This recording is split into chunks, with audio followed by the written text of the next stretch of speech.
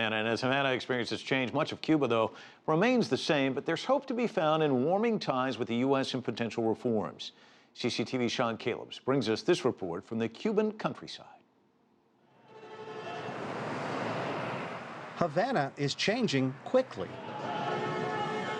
The millions in the tiny island nation's capital are embracing the brave new world and the opportunities it brings.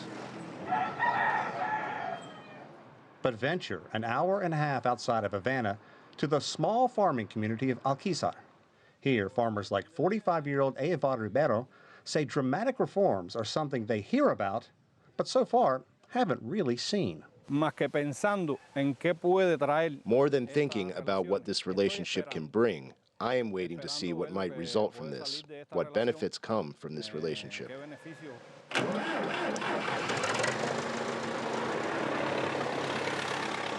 Ribeiro's tractor is as old as he is, but he says it still does the job.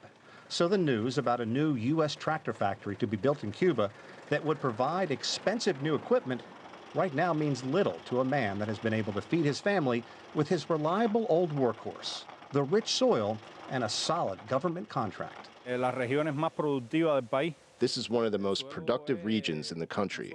The soil is capable of growing any kind of crop you can plant. Ribeiro grows bananas, guava, coffee beans, citrus fruits, constantly rotating crops to protect his greatest asset, Cuba's fertile land. The fruit will spring from the very last leaves. Ribeiro grows the crops, and the government sells them and pays him. Life is slow in the heart of the tiny town. Here, bicycles and vintage U.S. cars are still the primary mode of transportation. There's no hustle and bustle here. But city leaders like Yamila Alvarez Estevez say that doesn't mean they wouldn't welcome progress. I think that relations could improve and that they march on a good path because we are humble people, sociable, with solidarity. Over the last 2 years, Alejandro Ramos has benefited from the new Cuba.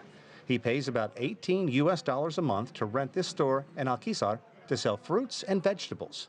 Ramos is among the growing breed of self-employed workers in the country excited about normalizing relations with the United States. This is something we have been waiting for many years, and we are advancing in many ways. I think any normal relations should have a positive effect for every aspect regarding development in the country. Ribeiro's 11-year-old son, Ernesto, may literally follow in his father's footsteps, but there's no guarantee he will want to follow him into the business world. Reforms are opening a new world here, one that could make Cuba dramatically different by the time Ernesto is ready to enter the workforce. Sean Callebs, CCTV, Alquizar, Cuba.